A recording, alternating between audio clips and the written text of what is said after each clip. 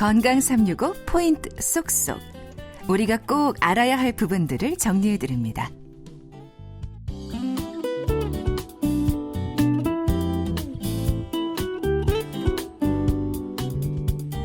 건강 365 박광식의 건강 이야기. 오늘은 삼성서울병원 정형외과 왕준호 교수와 함께 관절염에 대해서 알아보고 있습니다. 이번 코너는 KBS 홈페이지와 유튜브 KBS 콩 그리고 팟캐스트로도 서비스되고 있습니다. 교수님, 그러면 관절염의 위험을 높이는 요인 중에 하나로 십자인대 손상을 들던데요. 십자인대는 무엇을 말하고 이 손상이 왜 관절염의 위험을 높이는 겁니까? 예, 무릎 관절이라는 것은 허벅지뼈하고 종아리뼈가 만나서 이렇게 관절을 이루고 있습니다. 근데 두 개의 뼈는 어떻게 연결되냐면은 십자인대 같은 인대로 서로 붙어 있습니다. 근데 그 인대의 역할은 뭐냐면은 문에는 경첩이라는 게 있지 않습니까? 경첩이 붙어 있어서 문을 열었다 닫았다 할 수 있게 되는 건데 그 경첩 같은 역할을 하는 것이 십자인대입니다. 무릎 한가운데 있고 전방 십자인대와 후방 십자인대가 서로 X자 모양으로 교차한다고 그래서 십자인대라 이렇게 부르고 있습니다. 그러면 이 십자인대 파열이 관절염의 위험을 높이는 건 왜 그런 건가요? 문에 경첩이 고장나면 문이 덜렁거리죠. 네. 예, 덜렁거리다 보면은 덜렁거리는 상태로 문을 열었다 닫았다 하면은 문틀에 부딪혀서 문이 망가지잖아요. 그런 것처럼 십자인대에 손상되면은 무릎이 덜렁거리고 약 흔들릴 수가 있고 그래서 2차적으로 무릎이 망가질 수가 있습니다. 보통 십자인대가 파열됐다 그러면 우리가 스포츠 중계에서도 얼핏 듣긴 한데 전방 십자인대, 후방 십자인대 이렇게 얘기를 하던데요. 이게 전방 십자인대 파열이 더 위험한 건가요? 전방 십자인대 파열이 더 흔하고요. 예. 그다음에 더 증상을 많이 일으키기 때문에 수술하는 경우들이 훨씬 더 많습니다. 그러면 이 전방에 있는 십자인대하고 후방 십자인대하고 역할이 좀 다른가요? 네, 다릅니다. 전방 십자인대는 아래쪽 종아리뼈가 앞으로 빠지는 거를 막는 역할을 하고 후방 십자인대는 반대로 뒤로 빠지는 거를 막는 역할을 합니다. 그러니까 그 무릎 관절이 이렇게 벗어나지 않도록 가동 범위가 벗어나지 않도록 이렇게 붙잡아주는 역할을 하는 거예요. 네, 붙잡아주는 역할을 하는 그런 겁니다. 그러면 이 무릎 관절에서 이렇게 십자인대 파열이나 이런 것들은 어떤 경우에 잘 이렇게 발생하는 어떤 동작들을 하다가 이런 일들이 잘 발생하나요? 네, 전방 십자인대인 경우에는 이제 점프하다가 착지하는 동작, 주로 뛰어가다가 갑자기 멈추는 동작. 그 다음에 뛰어가다가 갑자기 방향을 바꾸거나 그런 동작 중에 이렇게 파열되는 경우들이 많고요.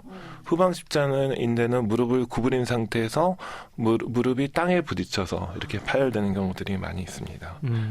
그럼 축구 경기를 보다가 이제 이런 경우들을 교수님께서는 딱 대본에 보시면 아시겠네요. 그럼요. 딱 어떤 상황인가요? 주로 이제 점프하다가 착지하는 동작, 그 다음에 뛰어가다가 방향을 바꾸는 동작, 이런 경우들이 많이 있고요. 그 다음에 핸드볼이나 이런 경우에 있어서는 상대방 속이기 위해서 핸드볼이나 농구인 경우에는 왼쪽으로 가려다가 오른쪽으로 갑자기 가는 그런 페인트 모션에서 십자인대가 무릎이 돌아가서 생기는 이런 경우들이 많이 있습니다. 상대방을 속이려면 무릎에 부담이 간다. 이렇게 좀 정리할 수가 있겠고요. 그러면 이 십자인대 파열로 아까 문짝이 덜렁덜렁거린다는 얘기는 좀 해주셨어요. 그러면 그걸로 인해서 반월상 연골판, 연골 손상도 그 덜렁덜렁거리는 것 때문에 이게 연달아서 연쇄적으로 그게 이어지는 건가요? 네, 그렇습니다. 그러면 그게 시기적으로 손상이 있고 나서 바로 이게 손상이 되는 건가요? 전방 십자인대가 끊어질 당시에 동시에 반월상 연골이 손상되는 경우들도 있고요. 아니면 전방 십자인대가 손상되는데도 불구하고 무릎을 계속 사용하다 보면은 무릎이 덜렁거려서 2차적으로 반월상 연골이 손상되는 2차적인 손상이 되는 경우가 많이 있습니다. 그러면 좀 증상을 좀 정리해 보고 싶은데요. 일단 십자인대 파열됐다. 그럼 환자는 어떤 증상을 느끼는 거고, 그 다음에 반월상 연골판이 손상됐다. 이때 또 느끼는 증상은 다른지 네. 증상이 좀 어떻게 차이가 있나요? 네, 조금의 차이가 있습니다. 전방 십자인대가 손상된 상태에서 운동을 하다 보면은 주로 환자가 호소하는 게 무릎이 빠지는 느낌, 어긋나는 느낌, 어떤 분들은 삐는 느낌이 있다, 자주 삔다 이렇게 이야기하고 있습니다. 이런 것들이 전방 십자인대 손상의 증상들이고요. 그다음에 반월상 연골은 무릎을 굽혔다 폈다 할 때 뭔가 끼는 느낌. 심한 경우 찢어져서 안쪽으로 밀려가면은 갑자기 무릎이 굽혔다 폈다가 안 되는 잠김 현상이 생기는 거. 이런 것들은 반월상연골 손상의 증상이라 이야기할 수 있겠습니다. 역시 이 전문가가 아니면 일반인들은 좀 알기 어려운 내용들이네요. 그러면 이 연골은 사실 재생이 잘 되는 조직입니까? 이게 한 번 손상이 되면 이거는 다시 돌아오지 않습니까? 네, 연골이라고 얘기하면 보통 이제 관절 연골을 이야기하는 경우가 많이 있는데, 그 관절 연골은 사실 한 번 손상되면은 손상 이전과 똑같이 회복되는 거는 거의 불가능하다 할 수가 있겠습니다. 그렇기 때문에 손상 안 되게 잘 관리하는 것이 중요하겠습니다. 회복이 불가능하다. 네. 그러면 치료도 안 되는 건가요? 그래도 치료 방법은 있습니다. 그럼 어떻게 치료하죠?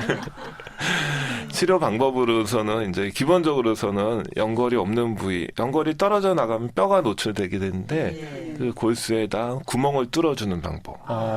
미세 골절술, 미세 천공술 이렇게 이야기한 치료 방법이 있는데 그런 치료 방법은 골수에다 뼈에다 구멍을 뚫어주면 그 뼈에서 피가 나게 되거든요.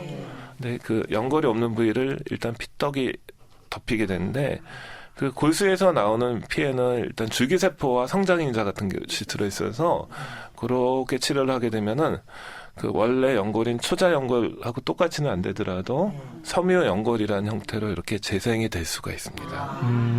그래서 기본적인 그런 치료 방법이 있습니다. 네. 그리고 이 십자인대 파열로 치료를 받았어요.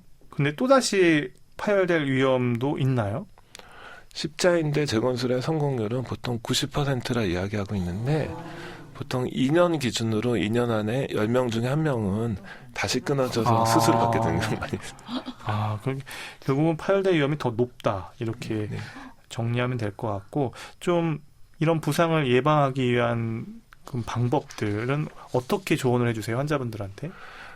일단은 안 다치는 게 제일 중요한데요. 일단은 과격한 운동은 물론 이제 좋아서 하시면은 하셔야 되겠지만 테니스, 축구 뭐 이런 것들은 농구 같은 것들은 부상의 위험성이 높기 때문에 뭐 젊은 분들은 뭐 좋아서 하시더라도 좀 연세가 드신 분들은 가능하면 이런 운동은 피하고 달리기, 자전거 타기, 수영 뭐 이런 운동을 먼저 권해드리고 있습니다. 평상시 그 운동을 과격한 운동을 피하는 게 중요하겠고 그 다음에 근력 운동을 꾸준히 하셔서 무릎 주변의 근력을 강화시키는 것이 연골 손상을 예방할 수가 있겠고요. 그다음에 평상시 스트레칭 같은 것을 잘 해주셔서 관절을 유연하게 만드는 것이 좋겠습니다. 네. 그리고 쪼그려 앉기, 무릎 꿇기 같은 것을 좀 피하시는 게 좋고요. 그리고 쪼그려 앉기, 무릎 꿇기는 피하는 게 좋겠다. 네.